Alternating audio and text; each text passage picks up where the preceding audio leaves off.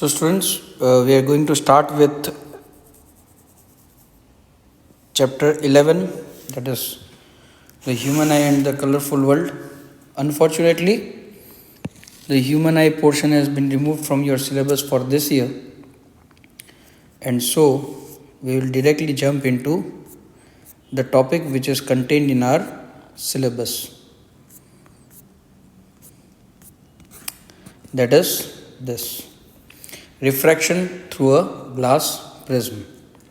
Okay, how does actually a prism look like, right? Let us see that. A prism consists of a triangle, two triangular surfaces, and each triangle surface is connected to each other with a rectangular surface like this. So it is more or less a three-dimensional structure. It will have two triangles and three rectangles. Okay, this is one right rectangle, the other one, and the one which is at the bottom. So this side is called the base, and this is what we are going to see from the front side of this triangle. Here it is. We are going to see the front view of the prism that is made. Say for example, this is the prism.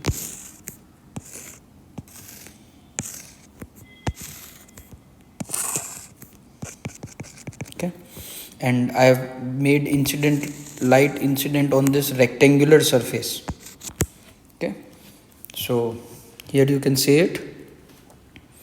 There is a rectangular surface, and on this surface a line is incident on, an incident ray falls on this rectangular surface, which is shown with points P and Q. You can see here. Now, if there was no prism, this line would have gone straight like this, but due to glass, as we know that here it is air and this is glass,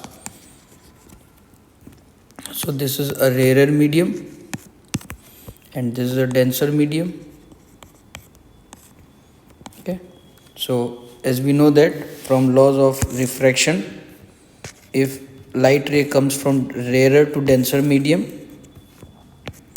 and this is the normal, the light should have gone like this, but it will bend towards the normal.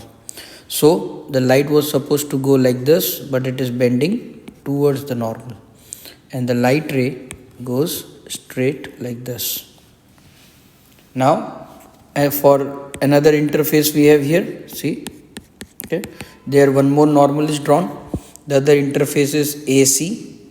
Okay, and the light was supposed to go straight like this, but as inverse of this, suppose a light ray moves from denser medium to rarer medium, it was supposed to go like this, but it will bend away from the normal. It goes away from, this is the normal, but the light ray bends away from the normal.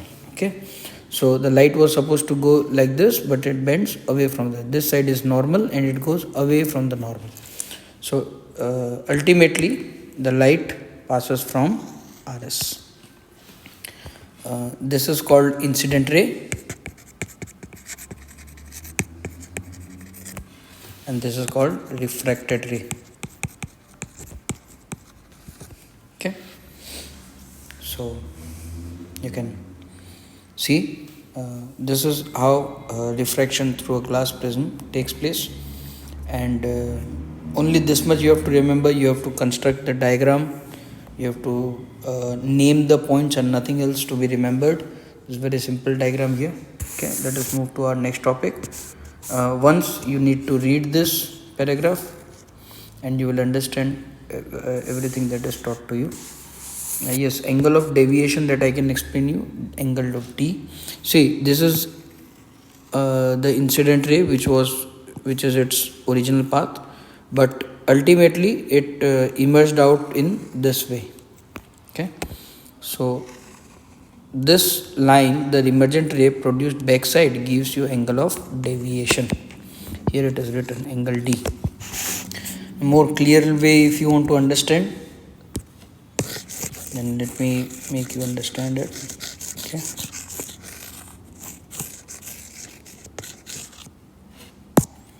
Okay.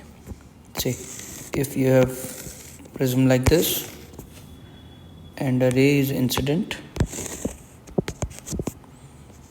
it was supposed to go straight, but it bends towards the normal. Then it was supposed to go straight, but it bends away from the normal. So ultimately, this is your incident ray, this is your emergent ray. So for you, this is deviation. Okay, the angle between produced incident ray and produced emergent ray is called angle of deviation. Okay, so that one define you have to keep in mind. Next topic is dispersion of light. Dispersion of white light through glass prism. It is observed that when a white light is incident on glass prism, white light incident on glass prism, okay, it converts or it gets converted into 7 of its component colors. Why it converts into 7 components colors? Because each color has got different wavelength. While passing through this prism glass, okay, the velocity of each changes, of each color changes. And why does it change? Because of change in wavelength. As velocity changes, so deviation also changes. Change in